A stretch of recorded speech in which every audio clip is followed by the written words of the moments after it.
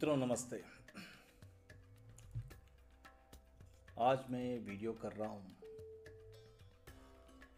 दिसंबर 31 को 2022 एंड आज की इस वीडियो में मैं कुछ अपनी दिल की बात कहना चाहता हूँ। कुछ चीज़ें जो मैं सोचता हूँ, कुछ चीज़ें जो मेरे कलाकार दोस्त सोचते हैं, कुछ चीज़ें समाज या जो लोग सोचते हैं, सबकी अपनी अपनी राय है, अपनी अपनी एक ओपिनियन है एंड काफ़ी कुछ चीज़ें मेरे तक पहुंचती है यहाँ पे। मित्रों, आप सब जानते हैं कि मैं यहाँ पे इतना दूर बैठा हूँ। मैं ऑस्ट्रेलिया में सिडनी में रहता हूँ एंड पिछले 2-3 सालों से मैं ट्रैवल भी नहीं किया है एंड इस दरमियान काफ़ी सारे ऑनलाइन हमारे प्रोग्राम्स हो चुके हैं एंड इसलिए मुझे ऐसा लगा, क्योंकि मैं इतना दूर बैठता हूँ, वहाँ आप लोगों के बीच में नहीं हूँ, मुलाकात नहीं होती है। वरना तो क्या होता है, जब हम वहाँ देश में रहते हैं तो अलग अलग प्रोग्राम्स में, एग्जीबिशंस में, कैंप्स में एक दूसरे से मुलाकात होती रहती है। तो उसकी एक माहौल, वहाँ पे जो एक सोच होती है, एक ओपिनियन बनती है या एक इमेज बनती है, वो एक अलग होती है। एंड जब हम यहाँ इतना दूर बैठे रहते हैं, ऑनलाइन पे, फ़ोन पे सिर्फ बात होती है, व्हाट्सएप पे चैट होती है, तो ये डिस्टेंस होने की वजह से काफ़ी कुछ चीज़ें अनकही, अनसुनी रह जाती है। तो मुझे लगा कि मुझे आज के इस वीडियो में थोड़ा खुल के बात कहनी चाहिए। पिछले 2-3 सालों से काफ़ी लोगों की मैसेज आती है, लोगों के सवाल आते हैं, काफ़ी सारे, कुछ बहुत अच्छी भी होती है, कुछ डाउट्स होते हैं, कुछ अपने इमेजिनेशंस होते हैं उनके। तो वो सब जब पढ़ता हूँ, सुनता हूँ, तो कभी कभी हंसी भी आती है, कभी कभी हैरान भी रहता हूँ। बट खैर, ये सब सफ़र है एंड तो मैंने सोचा कि चलो आज इस वीडियो में मैं अपना पाथ ट्रैवल्ड, अपनी अनुभूतियाँ, मेरी एक्सपीरियंसेस जो रही एंड चीज़ें क्या क्या होती गई, उसके बारे में मैं शेयर करूँ आप लोगों से। So path travelled 2022 is something which I am covering the last 2-3 years. पिछले 2-3 सालों से जब से ये काफ़ी सारे ऑनलाइन प्रोग्राम्स हुई है, तब की मज़े की बात मैं सोचता हूँ कि मैं शेयर करूँ आपसे। मित्रों, सबसे पहली बात मैं कहना चाहूँगा, पिछले 2-3 सालों में काफ़ी सारे मेरे ऑनलाइन शोज़ जो मैंने क्यूरेट किए हैं, उसमें इतने सारे कलाकारों ने पार्टिसिपेट किया, दिल से पार्टिसिपेट किया एंड बहुत मज़े से पार्टिसिपेट किया उसमें। एंड फॉर दैट मैं तहे दिल से सबका शुक्रिया करता हूँ and thank you very much. you really made my programs or my dreams और मेरी जो कार्यक्रम थी, उसको आपने पूरे दिल, आत्मा, जान भर दी उसमें and thank you very much for that. My second thanks goes to all the viewers, जो दूसरे आर्टिस्ट हो, नॉन आर्टिस्ट हो, जिन्होंने इतने दिल से इसको सपोर्ट किया, लाइक किया, कमेंट किया and personal calls and messages तो व्हाट्सएप पे भरे पड़े रहते हैं मित्रों, भरे पड़े रहते हैं। ट्रस्ट मी, हर प्रोग्राम में इतने सारे मैसेजेस आते हैं। आप जितना फेसबुक में आप लाइक और कमेंट देखते हो बहुत कम है, लेकिन जितने कॉल्स और मैसेजेस मुझे पर्सनली आते हैं, जहाँ वो अपना कॉम्प्लीमेंट देते हैं, अप्रिसिएशन देते हैं, कुछ अपना फीडबैक भी देते हैं, वो इतने महत्वपूर्ण हैं और इतने मोटिवेटिंग है, इतने इंस्पायरिंग है, इतने इनकरेजिंग है, मैं क्या बताऊं। तो इट इज़ मुझे वो आप लोगों की जो आर्टिस्ट लोगों की पार्टिसिपेशन हो या व्यूअर्स की जो अप्रिसिएशन हो, बस यही दो चीज़ मुझे इंस्पायर करती गई, मोटिवेट करती गई। And that is how all this programs and all these इतने सारे काम होते गए। काफ़ी सारी लिखावट भी हुई, काफ़ी सारे प्रेजेंटेशंस भी हुए, कुछ कॉन्सेप्ट्स भी होते गए, and things have been very nice. Similarly the YouTube channel जो पहले RTV के नाम पर था एंड जिसको इस साल हमने बदल के उसको चैनल VR आर्टिस्ट बनाया हमने, हम सब कलाकार हैं, वो टाइटल से बनाया। एंड इतने सारे लोगों से मैंने जिससे भी मैंने संपर्क किया, एंड इंटरव्यू सेशंस एंड वो सब करने की मैंने इच्छा प्रकट की, एंड वो लोगों ने वेरी इमीडिएटली, वेरी हैप्पीली, बहुत खुशी उन्होंने उसमें पार्टिसिपेट किया। एंड जो यूट्यूब चैनल की जो एक मेरी एक जब शुरुआत की थी मैंने, जो उसकी एक एक्सपेक्टेशंस या उसकी जो एक क्वालिटी या उसकी जो एक मैंने लेवल सोच के रखी थी, उसमें काफ़ी हद तक इट्स लाइक हम कामयाब हुए उसमें। लोगों की उसमें भी मुझे बहुत सारे फीडबैक मिली, एंड जिस तरीके से काम हुए, एंड जो इंटरेक्शंस हुई, डिस्कशंस हुई, इंटरव्यू सेशंस हुई, दैट वाज वेरी क्या बोलते हैं उसमें, सेटिस्फाइंग है उसमें, मुझे खुशी है उसमें। ये बात अलग है उसमें कि मेरे क्यूरेशन प्रोग्राम्स हो, राइटिंग्स हो, RTV हो,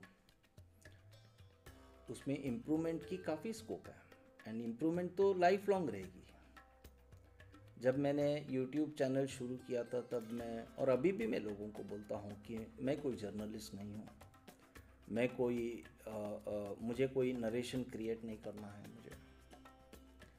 मैं सारे इंटरव्यूज़ और डिस्कशंस बस इसी एक माइंडसेट में रखता हूँ कि जस्ट लाइक दो कलाकार बैठ के गप्पे मार रहे हैं या एक दूसरे से बातचीत कर रहे हैं, सोच रहे हैं, बस उस फ्रेम में, उस दायरे में मैंने पूरा अपना प्रोग्राम्स लिया। एंड उसको वैसा ही मैं सब्जेक्टिव रखना चाहता हूँ उसमें।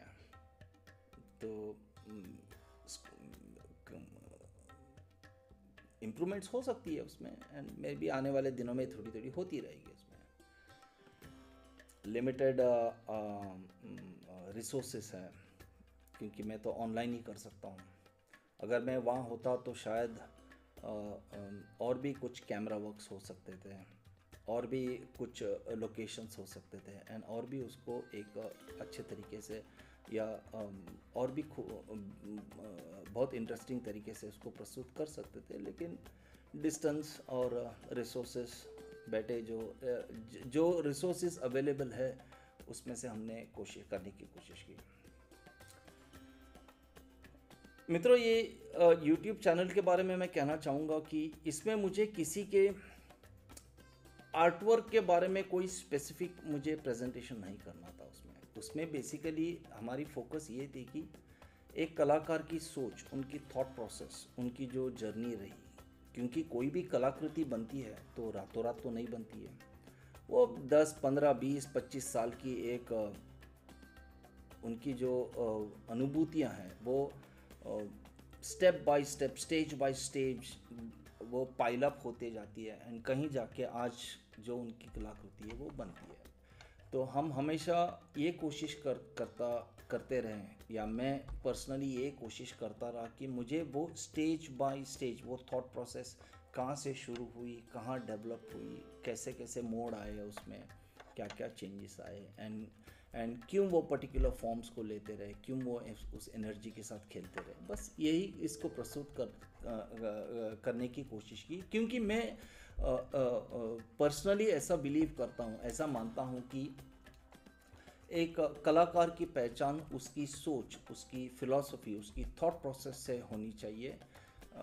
कलाकृति तो टेल एंड है उसकी, एक that is last, that's a final output उसके। लेकिन उससे पहले जो काफ़ी सारी जो प्रक्रिया जाती है, मैं वो उसके ऊपर ध्यान देता हूँ, उसके ऊपर फोकस देता हूँ। And that what excites me. And मुझे लगता है कि समाज को, सोसाइटी को, द आर्ट लवर्स हो, बायर्स हो, कलेक्टर्स हो, या नॉर्मल समाज को इस थॉट प्रोसेस से वाकिफ़ या पहचान होनी चाहिए। मित्रों, हम सब जानते हैं कि हमारी जो समाज है, या द व्यूअर्स हैं जो, उनको विजुअल लैंग्वेज किस तरीके से अप्रिशिएट करना चाहिए, एक पेंटिंग, एक कलाकृति, एक स्कल्पचर को कैसा देखना चाहिए, कैसा उसको अप्रिशिएट करना चाहिए, या किस तरह से उसकी एक माहौल भी नहीं है, ना ही उसकी कोई एक स्पेसिफिक ट्रेनिंग या अवेयरनेस है उसमें। तो मुझे लगता है कि एक one of the ways how you can create an awareness among the people or in the society as to how you should view an artwork, or how you should appreciate an artwork, or how you should identify, recognize which is good art, which is bad art, or which is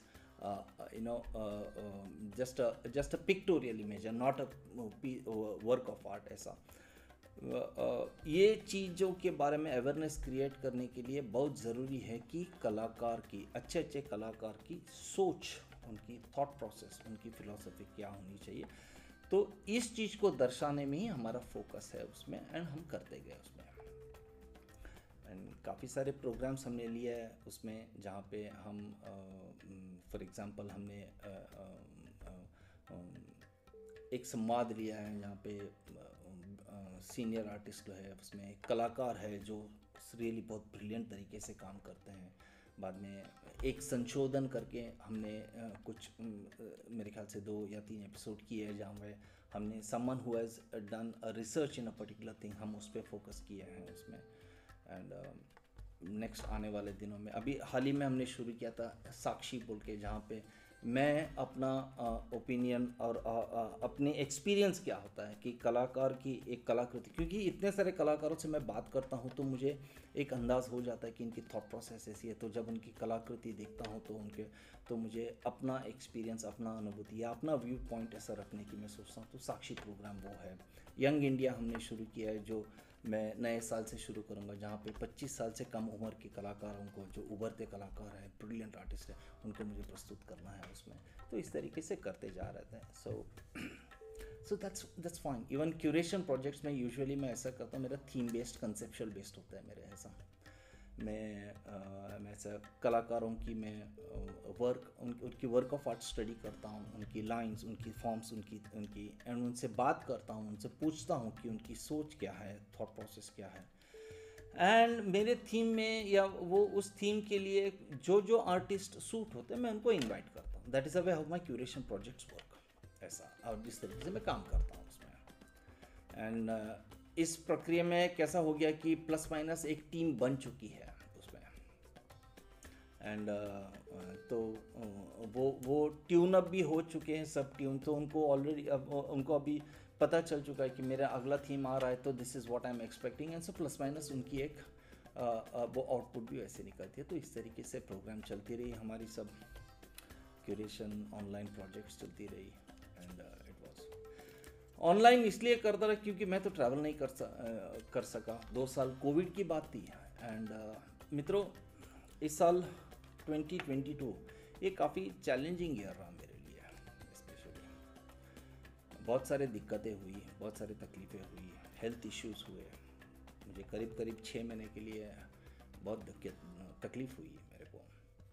and there were other reasons as well. But कहते हैं ना, मैंने एक quote भी लिखा था, I always say this, art is the best hope for Mankind.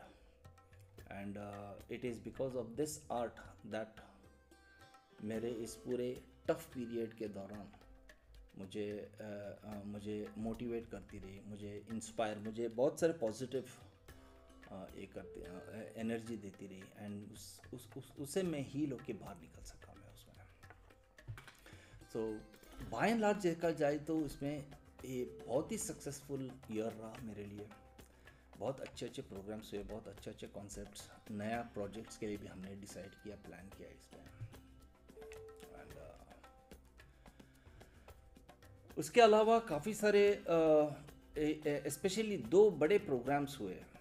एक बेंगलोर में चीसू कृष्णा शेट्टी सर ने जो प्रोग्राम एक आर्ट एग्जीबिशन बेंगलोर में क्यूरेट किया था उसका, तो मुझे जब मैंने उनसे बात की, and he was very happy that I wanted to write articles about that, and उन्होंने ही made me a part and parcel of that programme. And वहाँ पे मैं जितना हो सका उतने आई थिंक मैक्सिमम आर्टिस्ट को मैं लिखने की मैंने प्रयास की। And another one was Raza foundation की, जो इस साल 100th बर्थ ईयर की सेलिब्रेशन हो रही है। तो वाजपेयी साहब जो दिल्ली में, उन्होंने रज़ा फाउंडेशन की तरफ से जो 13 अवॉर्डीज़ थे उनका एग्जीबिशन हुआ, एंड उधर भी मुझे मौका मिला आर्टिकल्स लिखना और उसमें प्रदर्शन वो उसको सोशल मीडिया में प्रेजेंट करना। उसमें उदयन वाजपेयी साहब की क्यूरेशन में वो प्रोजेक्ट थी, एंड 13 रज़ा अवॉर्डीज़ उसमें पार्टिसिपेट किए थे। एंड मैं ख़ास तौर से यूसुफ भाई को धन्यवाद देना चाहूँगा, जो भोपाल में बेस्ड हैं, कि जब मैंने उनसे ये बात की तो he was very happy about it, and उन्होंने हैप्पीली अग्री करके इसका पूरा इंतज़ाम करके दिया मुझे। एंड सो दैट ये 2 प्रोग्राम मेरे लिए बहुत इम्पोर्टेंट रही, क्योंकि मुझे कलाकारों से बात करके एक नई दृष्टिकोण, एक नई विज़न, एक नई थॉट प्रोसेस, एक नई चीज़ को खोज के लिखना, प्रस्तुत करना, उसके बारे में एक इन डेप्थ रिसर्च करना, एंड एक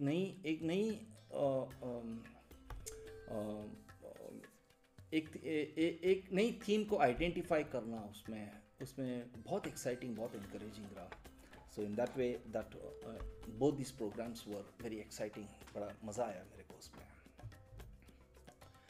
तो सबको भी अच्छा लगा, जिन्होंने वो आर्टिकल्स पढ़े, वो कलाकार सब काफ़ी खुश थे उसमें, and they all found it very nice,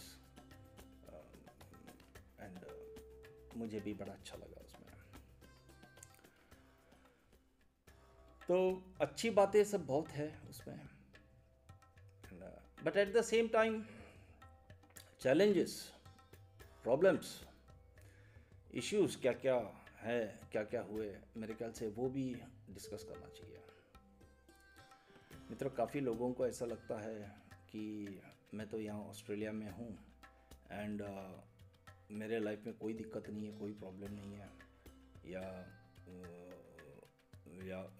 मैं ये करता, ये I can simply do it. मित्रों, ऐसा नहीं है।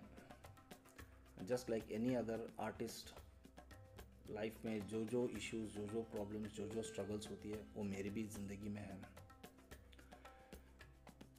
आर्ट फील्ड में जो पॉलिटिक्स होती है, जिससे जो दिक्कतें होती है, कैसे नेगेटिव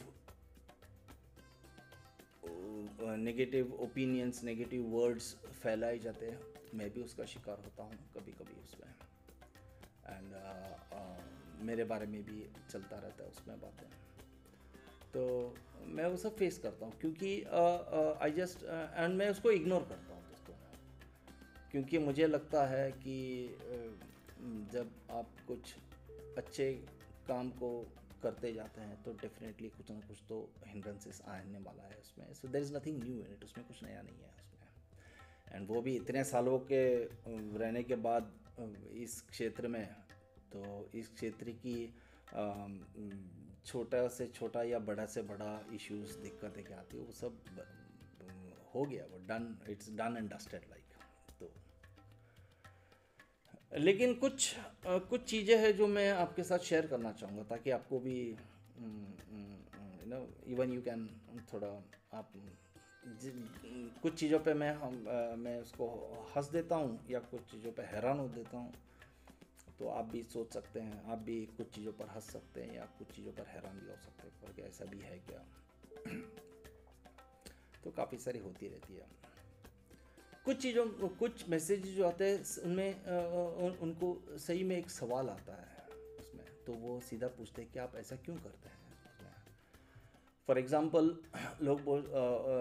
एक बहुत बड़ा सवाल लोगों में था कि सेइंग दैट कि आप इतना बैक टू बैक प्रोग्राम्स कैसे करते हैं, एंड आप यू डू इट वॉलेंटरली, आप पैसे भी नहीं लेते हैं इसके लिए, तो आप कैसे करते हैं इसके लिए, आप क्यों करते हैं इसके लिए, कैसे करते हैं, ये सवाल से भी ज़्यादा आप क्यों करते हैं। तो हैरान है लोग उसमें, काफ़ी कुछ लोग तो है really they are surprised about, and उनका सवाल वाजिब है दोस्तों, क्योंकि ऐसा कभी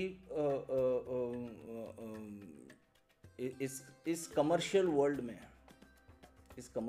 में बहुत कम लोग हैं ऐसे।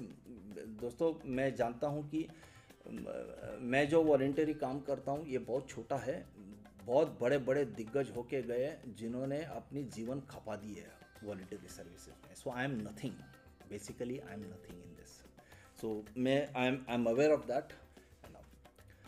बट ये बात है कि आप क्यों करते हैं के बाद, तो मुझे लगता है कि मुझे उसका I should share what I think about. मित्रों, मेरा कला क्षेत्र की जो एक भूख है, दैट हंगर फॉर आर्ट, मुझे उसकी रिसर्च, उसकी थॉट प्रोसेस में या उसको एक्सप्लोर करने की जो मेरी क्यूरियोसिटी है वो बहुत बड़ी है, एंड इतनी बड़ी है कि मैं कभी कभी उसको समा नहीं पाता हूँ उसमें। तो मुझे एक चीज़ को मैं पेंटिंग में देखूँ, मैं फोटोग्राफी में देखूँ, मैं फिल्मों में देखूँ, मैं नाटक में देखूँ, मैं राइटिंग में देखूँ उसको, मैं प्रेजेंटेशन में देखूँ, मतलब एक चीज़ को अलग अलग चीज़ों में मैं उसको एक्सप्लोर करने की मेरी क्यूरियोसिटी बहुत बड़ी है उसमें, तो मैं करते जाता हूँ उसमें। तो मैं जब दूसरे कलाकारों की बारे में लिखता हूँ तो मुझे उनकी पेंटिंग की स्टडी करना, मुझे एक नई पहलू, मुझे एक नई चीज़, एक नई थॉट प्रोसेस मिलती है मुझे उससे। तो ये करने से मुझे क्या मिलती है, मुझे तीन चीज़ें मिलती है मेरे को। फर्स्ट इज़ मुझे बहुत सुकून मिलती है मेरे को, first basic thing, I am very happy about it, मेरे बहुत कंटेंटेड हूँ उसमें। सेकेंड चीज़ जो मुझे लगती है कि मेरी स्टडी बहुत बढ़ती है, मेरी एक्सप्लोरेशन लेवल, मेरी क्या बोलते हैं, मेरी अंडरस्टैंडिंग लेवल में एनहांसमेंट होती है, एंड मुझे रिसर्च में बहुत काम आता है उसमें। एंड थर्ड वन इज़ कि मुझे लगता है कि इसमें इस क्षेत्र में करने के लिए इतना है मित्रों, इतना मित्र, हमारी जन्म खत्म हो जाएगी, वो कभी ख़त्म नहीं होगी उसको। तो मैं सोचता हूँ कि मैं अपनी तरफ से कुछ इसमें भाग ले लूँ। Even I have to be one of the participant, जैसे बहुत बड़े बड़े लोग करके, उसमें मेरा भी एक छोटा सा एक होना चाहिए मेरे को। मुझे उसमें अच्छा लगता है उसमें, और मैंने किया है उसमें। इसका मतलब ये नहीं है कि मैं शायद ज़िंदगी भर करता रहूँ, लेकिन मुझे लगता है कि एक फेज़ में ये हो गई। मित्रों, एक बात मैं ऑनेस्टली कहना चाहूँगा, स्टार्टिंग के सब 1-2 प्रोग्राम में मुझे ऐसा लग रहा था कि मैं कर रहा हूँ, मतलब मुझे ऐसा लग रहा है कि आई एम डूइंग इट मेरी ऐसे। लेकिन ये धीरे धीरे 2-3 प्रोग्राम के बाद ये एक मूवमेंट हो गई, बाद में ये कलाकारों की कार्यक्रम हो गई, उसके बाद मुझे कभी दिक्कत नहीं हुई। मैंने कितने तो आर्टिस्ट लोगों को सिर्फ मैं, क्योंकि कुछ प्रोग्राम्स में 20-25 लोग, मैं कॉल भी नहीं कर सकता था उनको, तो मैंने सिर्फ मैसेज भेजा कि इस थीम पे इसमें काम है, एंड ट्रस्ट मी, आज तक एक भी कलाकार ऐसा नहीं, उन्होंने मना नहीं किया कि नहीं करना ऐसा, सब लोगों ने दिल खोल के किया। सो 2-3 प्रोग्राम के बाद it simply became an artist program, ये तो लोगों की कार्यक्रम होती है, जहाँ पे मैं भी एक भागीदार रहा उसमें। कोई पेंटिंग कर रहा है, सब लोग पेंटिंग कर रहे हैं, मैं लिख रहा हूँ, मैं पेंटिंग कर रहा हूँ, तो इसमें तो ये एक बहुत बड़ी चीज़ है जो मैं काफ़ी लोगों से मैं डिस्कस भी करता हूँ, जब बोलता हूँ कि मुझे लगता था कि शुरुआत के एक दो प्रोग्राम को मुझे लगा था कि मैं कर रहा हूँ, बट लेकिन धीरे धीरे ये होती गई, ये बनती गई। इसमें मेरा शायद this was some big heavenly energy जो कर दिया। ये अभी आगे कितना होगा मुझे पता नहीं है मित्रों। कहते हैं ना कि कोई भी एक एनर्जी, एक करंट जब आई होके चली गई। तो मैं ये कहना चाहूँगा कि ये सारे प्रोग्राम मैंने किया है नहीं है, ये सारे प्रोग्राम हो गए हैं इसमें। तो that is one thing, and so it is just my interest. ऐसा वो एक पैशन थी, हो गया उसमें। मेरे काफ़ी सारे मेरे फ्रेंड्स या जो मुझे चाहते हैं, मुझे सपोर्ट करते हैं, उन्होंने काफ़ी सारे लोगों ने मुझे डांटा भी है। बोलता है कि यार इतना समय, इतना वक्त अगर तू दूसरा कुछ काम करता होता, शायद पैसे कमाता, तो ये कर क्या रहा है उसमें। एंड उनकी जो चिंता उन्होंने की है वो भी वाजिब है, वो भी सही है उसमें। So they because it was totally out of love and something which is, यार इतने प्रोग्राम 2-3 साल से कंटिन्यूस चल रहा है, व्हाट इज़ इट। तो वो भी है, लेकिन मैं उनको भी यही कहता रहा कि ये हो रही है, चल रही है, that's it. I am just one of the participant उसमें, और कुछ नहीं उससे ज़्यादा। फिर कुछ लोगों को ऐसा भी लगा कि यार ये तो हम लोगों का, ये कलाकार लोगों को इस्तेमाल करके ये खुद फेमस बन रहा है, ये खुद हम। मित्रों, मुझे ये बात सुन के बड़ी हंसी आई मेरे को इसमें। पहली बात मुझे लगता है इस क्षेत्र में ऐसी कोई चीज़ ऐसी मैं लोगों को इस्तेमाल करके फेमस बनना, ये सब मुझे बड़ा सस्ती कमेंट लगी मेरे को। मुझे ऐसा लगता है कि इसको इस भक्ति भाव से देखना चाहिए कि एक कार्यक्रम बनती गई, स्पेशली कोविड टाइम पे जहाँ पे सब इतना उस दरमियान के भी होते गए। तो इट वाज, मैं इसे बहुत भक्तिपूर्ण से देखता हूँ। एंड मुझे सिर्फ हंसी आई उस बात पे। मुझे नहीं लगता कि मुझे कोई ज़रूरत नहीं ऐसा ये महसूस हो कि मुझे लोगों को, 4 लोग कलाकारों को इस्तेमाल करके मुझे फेमस बनना पड़ा ना, ऐसा कुछ बात नहीं है। May be it is just like थोड़े बहुत लोगों की वो आई है।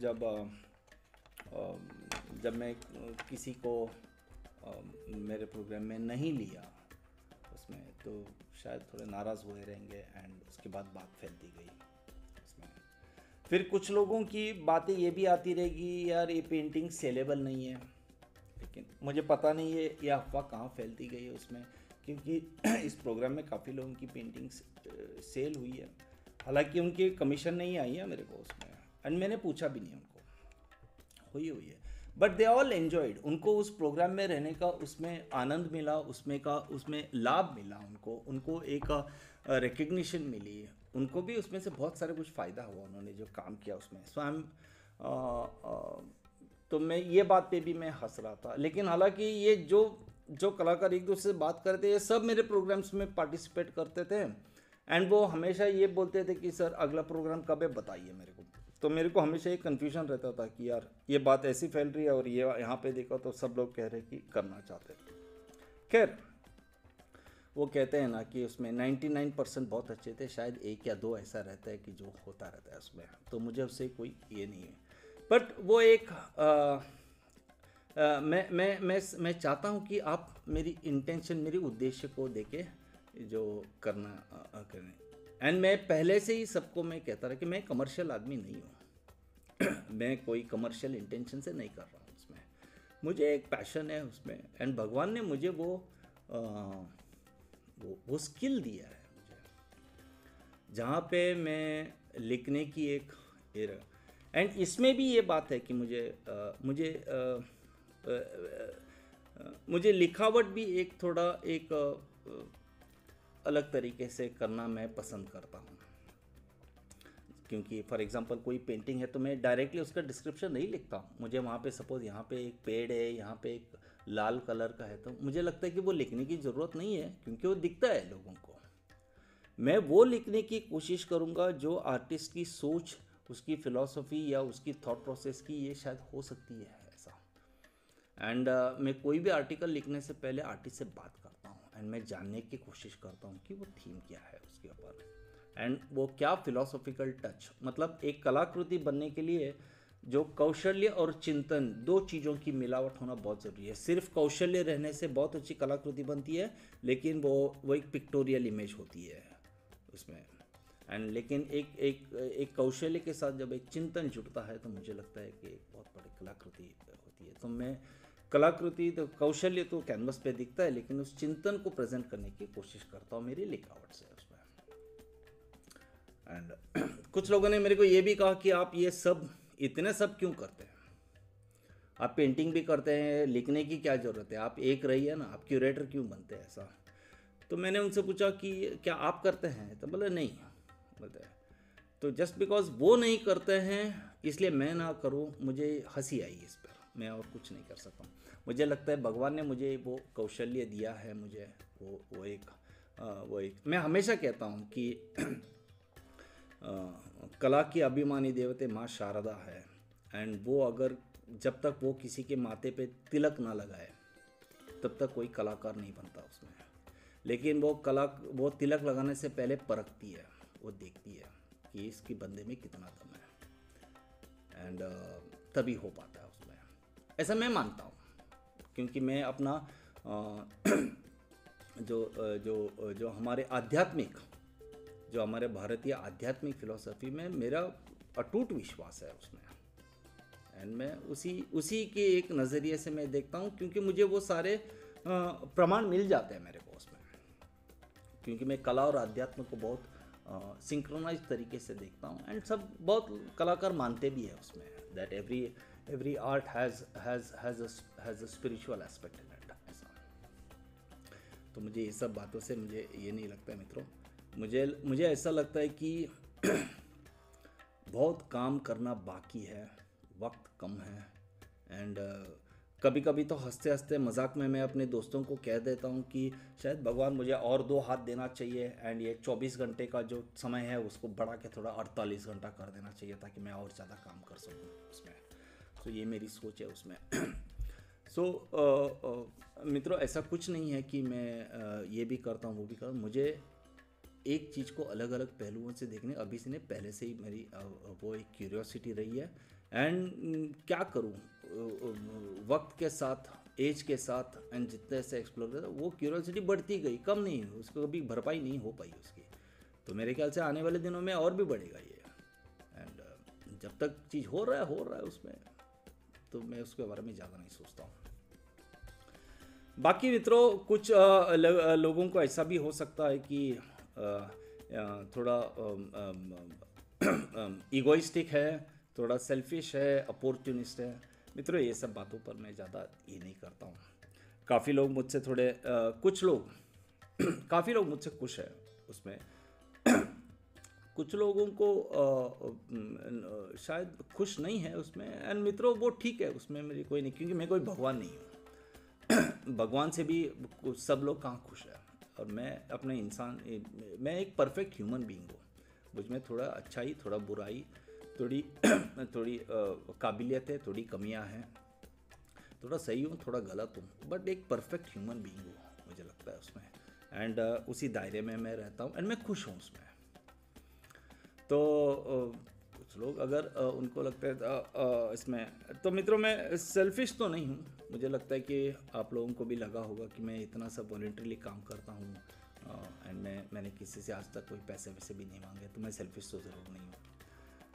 ईगोइस्टिक मुझे नहीं लगता है, मुझे लगता है कि मैं ईगोइस्टिक नहीं हूँ, लेकिन आई एम मेरे कुछ कन्विक्शंस है, या मेरे कुछ विश्वास है, बिलीफ है, एंड उस पर वो प्रबल है वो। एंड कुछ चीज़ों पर मैं जब तक मुझे कन्विंस ना हो, जब तक मुझे ये ना हो, मैं उस पर मैं बदलता नहीं हूँ अपना ओपिनियन। तो I am a person with strong decisions and opinions. So and मेरे काम करने के तरीके में थोड़ा मैं थोड़ा क्या बोलते हैं उसमें, स्ट्रिक्ट नहीं करूँगा, लेकिन थोड़ी डिसिप्लिन है मेरे को। मुझे ऐसा फलाना चाहिए और नहीं चाहिए तो I am very straight forward कि नहीं ऐसा नहीं है। बट हार्डली मैं कभी किसी को रूडली कुछ नहीं बोलता हूँ। मैंने आज तक ना मैसेज किया ऐसे कि मुझे अगर किसी की पेंटिंग पसंद नहीं आई तो मैं सीधा बोलता हूँ that's good but I will keep in mind for future, इतना बोल के मैं निकल जाता हूँ उसमें से।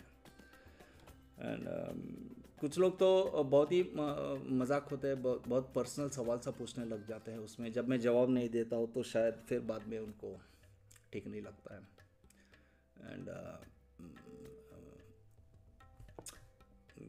कुछ लोग काफ़ी सारे इमेजेस मुझे भेजते हैं एंड अपना फ़ोन नंबर रख देते हैं, बोलते हैं कि दिस आर माई पेंटिंग्स, आप मेरे को इसमें कॉल करके बता दीजिए आपका ओपिनियन क्या है।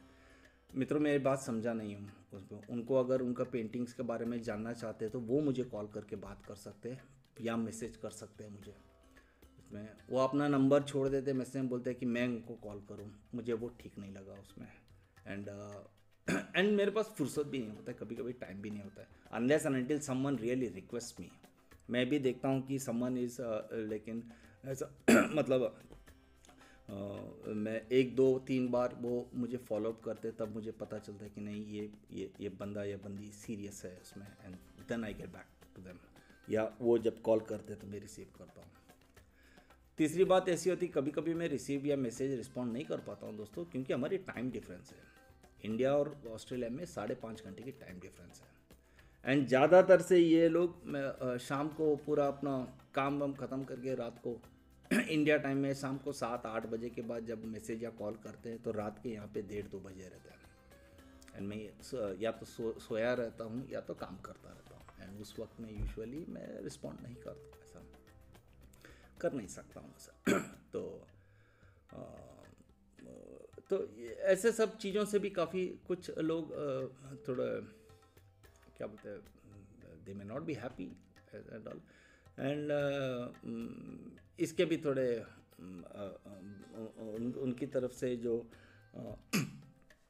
फिर वो अपनी खुद की इमेजिनेशन करके अपना ओपिनियन बना लेते हैं एंड कुछ बात कहते जाते हैं, तो मुझे समझ नहीं आता उसमें। तीसरी बात और एक बात यह है कि अच्छे कलाकार कौन है, ऐसा मैं इसके ऊपर एक वीडियो भी बना के इसमें डाल दिया था। मित्रों ज़्यादातर से लोगों का कहना है कि जिसकी आर्ट वर्क बहुत सेल होती है वो अच्छी कलाकार है, ऐसा मैं ऐसा बिल्कुल नहीं मानता हूँ इसमें। एंड मैं इसमें मैं फोरम पे भी कह चुका हूँ इस पर, मुझे इसमें कोई क्या बोलते हैं इसमें कन्फ्यूजन नहीं है मेरे को। मित्रों मेरे लिए अच्छे कलाकार वो हैं जो जो जो उनकी लाइंस में स्टडी करता हूँ एंड जिनमें कुछ इनोवेटिव या कुछ नई आइडिया कुछ हो, या एक उनकी इंडिविजुअल विजुअल लैंग्वेज हो उसमें, दैट इज़ व्हाट माई मुझे ऐसा लगता है। उनकी पेंटिंग सेल हो ना हो या वो बहुत रेप्यूटेड है ना हो, मैं उसके ऊपर ज़्यादा फोकस नहीं करता हूँ दोस्तों। एंड मुझे जहाँ तक मुझे लगता है कि हाँ यार ये थोड़ा इंटरेस्टिंग अच्छा है, मैं उस पर काम कर देता हूँ। एंड काफ़ी सारे ऐसा बहुत सक्सेसफुल आर्टिस्ट जो जिन्हें कहा इसमें होता है कि उनकी वर्क में भी अगर कुछ इवॉल्वमेंट ना रहा हो, क्योंकि मैंने काफ़ी लोग कलाकार ऐसे देख चुका हूँ मैं कि जो सालों साल तक वो एक ही टाइप के वर्क करते रहे क्योंकि वो गैलरीज में सेल होती है। आई मीन वो गलत नहीं है, वो अपनी उनकी है उसमें, and of the day to pay bills also इसमें। लेकिन कलाकृति में अगर इवॉल्वमेंट ना हुई हो, उसमें चेंजेस डेवलपमेंट या ऐसा ना दिखे हो, एक ही तरफ का एक स्टैग्नेंट एक फैक्ट्री के प्रोडक्शन की तरह निकलता रहा उसमें, तो मुझे ऐसे कामों में मुझे इंटरेस्ट थोड़ा कम आता है मेरे को, क्योंकि वहाँ पे कोई सोच थॉट प्रोसेस एक्चुअली तो कुछ है ही नहीं है, उसको एक अपने तरीके से बनाते रहना जाना है उसमें। तो ऐसे जब मामले होते हैं तो थोड़ा ओपिनियंस बदलते हैं लोगों को मेरे बारे में। खैर इन सब के बेसो इस तरह की सब मिली जुली सब अनुभूतियाँ हैं मित्रों उसमें। And but by and large देखा जाए तो I am very happy.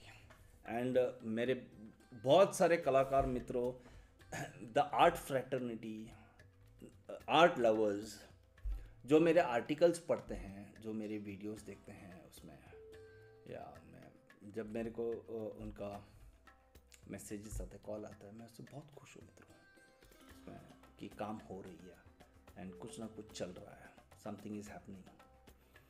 And एक एक एक एक एक एक बहुत ही अच्छा सुकून और सेटिस्फेक्शन मिलता है कि हाँ, एक मेरे हाथ से भी एक छोटा सा, बहुत छोटा सा कंट्रीब्यूशन मैं अपने आर्ट फ्रेटर्निटी के लिए कर रहा हूँ उसमें। तो ये पाथ ट्रैवल 2022 मित्रों, स्पेशली इस साल बहुत महत्वपूर्ण साल था, जैसे कि मैंने सारे मेरे फेसबुक पोस्ट से मैंने लगा दिया उसमें कि कंपनी जो है कार स्ट्रीट स्टूडियोज़, उसकी 50th एनिवर्सरी है, यूट्यूब चैनल की 1st एनिवर्सरी है एंड काफ़ी सारे प्रोग्राम्स हुए उसमें अलग अलग कॉन्सेप्ट्स के। एंड सबसे महत्वपूर्ण तो मेरा 50th बर्थडे है। एंड मैं आज इस मुकाम पे मैं जब मैं देखता हूँ तो आज भी मेरे आंखों के सामने नए सपने हैं एंड उस सपने को साकार करने के लिए एक ईमानदार मेहनत जो है वो अभी भी भगवान ने मेरे अंदर बरकरार रखा हुआ है। मेरी प्रार्थना भगवान से यही है, सभी बड़े कलाकारों से, दर्शकों से या आर्ट लवर से, अलग अलग मेरे आर्टिस्ट फ्रेंड से मेरी प्रार्थना यही रहेगी कि भगवान मेरे अंदर ये जो काम करने की जुनून, काम करने की जो एक नियत है, एक काम करने की जो काबिलियत है उसको बरकरार रहे, अच्छी सेहत दे मुझे, अच्छी मन दे, अच्छी बुद्धि दे, अच्छी विद्या दे, ताकि इस क्षेत्र में मैं अपनी कला साधना करते जाऊं इसमें। तो मित्रों, बहुत सफलतापूर्वक सबको रही, सबको शुभकामनाएं। And once again thank you to all the artist friends who are associated with me in all the programs and जो बहुत दिल से काम करके and who made all the programs so successful. Thank you very much, love you guys उसमें। And all the people आने वाले दिनों में, आने वाले साल में 2023 ऑनवर्ड्स ऑल्सो मेरे I am entering the new year with new dreams, new passion, new energy, new projects उसमें, ताकि नेक्स्ट और 2-3 साल तक एक अलग लेवल पे काम होते रहे इसमें। तो मैं चाहता हूँ मित्रों आपकी प्रार्थना में मुझे याद रखे, मुझे सपोर्ट दे, क्योंकि एक इंसान कुछ नहीं कर सकता ऐसा। मेरे पास ड्रीम्स हैं, मेरे पास सपने हैं, मेरे पास भगवान का दिया हुआ कुछ कौशल्य है, कुछ बुद्धि है जो मैं उससे लगाना चाहता हूँ। एंड आप भी अपने तरफ से कुछ लगाइए, क्योंकि हम सब मिल के इसको कुछ बना सकते हैं। एंड मित्रों, एक और सवाल थी लोगों को कि ये ऑस्ट्रेलिया वाले ऑस्ट्रेलिया में ही देखे, इंडिया के बारे में क्यों देखते, ये एक बात आई थी। हाँ, ये बात मुझे बुरी लगी थी दोस्तों, मैं उसके बारे में कहना चाहूँगा उसमें। दोस्तों, मैं तो देश से बाहर निकल गया, लेकिन मेरे अंदर से देश कैसा निकालोगे इसमें? मेरे देश के संस्कृति, कलात्मक, आध्यात्मक, ये चीज़ इतनी कूट कूट के भरी है मेरे में इसमें। एंड मेरे सब्जेक्ट, मेरे थीम ऑफ आर्ट इसी के इर्द गिर्द है। इसका मतलब ये नहीं है कि मैं पाश्चात्य देशों की कॉन्सेप्ट्स को मुझे रुचि नहीं है, ऐसा नहीं है मित्रों। मैं पाश्चात्य देश के सारे कॉन्सेप्ट्स को मैं इज्जत करता हूँ, उसे पढ़ता भी हूँ, उसे रिसर्च भी करता हूँ, उसे एक्सप्लोर भी करता हूँ उसमें। लेकिन मेरी रुचि हमारी देश की आध्यात्मिक, कलात्मक और सांस्कृतिक इस चीज़ पे अटकी हुई है उसमें। एंड इसलिए अटकी हुई है क्योंकि मैंने जब अध्ययन खोज किया तो मुझे उसमें इन डेप्थ इतने सारी चीज़ें हैं जो मुझे लगा कि मुझे इसको करना चाहिए, इसके ऊपर और अध्ययन होना चाहिए और काम होना चाहिए। मित्रों, मैं कहता हूँ हमारे खजाने में, हमारे आध्यात्मिक, सांस्कृतिक और कलात्मक खजाने में इतनी भरी पड़ी हुई है, अभी तक कला हमारे स्पेशल विजुअल आर्ट्स में से हम उसको पूरा निकाल नहीं पाए। There are many more things to do इसमें। तो इस जन्म में मेरे ख्याल से ये भारतीय, हमारे देश की जो आध्यात्मिक, कलात्मक और सांस्कृतिक खजाना है, इसी को एक्सप्लोर करते हुए मैं करना चाहूँगा उसमें। एंड मेरे ख्याल से शायद फिर कभी अगला जन्म जैसा कुछ हो तो शायद दूसरा देश का दूसरा कुछ हो सकता है, I don't know about it, but इस जन्म के लिए मेरे ख्याल से यही है उसमें। एंड इस देश में रह के मेरे दोस्तों, इस देश का मैं एक बहुत रिस्पॉन्सिबल नागरिक हूँ यहाँ का इसमें। मैं क्योंकि I am very much aware that कि मेरे कोई भी बर्ताव से अगर मैं कुछ भी गलत करूँ तो मेरे देश की बदनामी होगी, क्योंकि I will be identified as look he is an Indian, he is doing this. So ऐसी नहीं है, मैं अपना टैक्सेस ठीक ढंग से टाइम से भरता हूँ, अच्छी तरीके से करता हूँ लोगों, एंड इस देश ने मुझे बहुत कुछ दिया है दोस्तों। ये कर्म भूमि ऑस्ट्रेलिया जो है, मेरी जन्मभूमि तो देश है उसमें, लेकिन ये कर्म भूमि ऑस्ट्रेलिया, इसने मुझे बहुत दिया, बहुत इज्जत दी, मुझे जॉब्स दिए, मुझे अच्छे अच्छे मौके दिए, मुझे अच्छे अच्छे मैं जो करना चाहता था वो करने का मुझे पूरा मौका दिया मेरे को इसमें। तो काफ़ी लोग पूछते थे कि आप फेसबुक में इसमें सिर्फ इंडिया के फोटो डालते हैं, आप ऑस्ट्रेलिया के क्यों नहीं डालते हैं इसमें।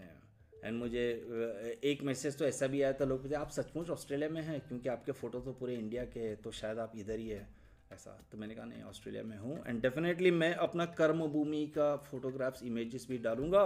जनवरी 1 से देख लीजिए, मैं इस खूबसूरत देश का, इस खूबसूरत कर्म भूमि का भी मैं तस्वीर शेयर करते रहूँगा इसमें, एंड आप भी उसको अनुभव उसकी एंजॉय करते लीजिए।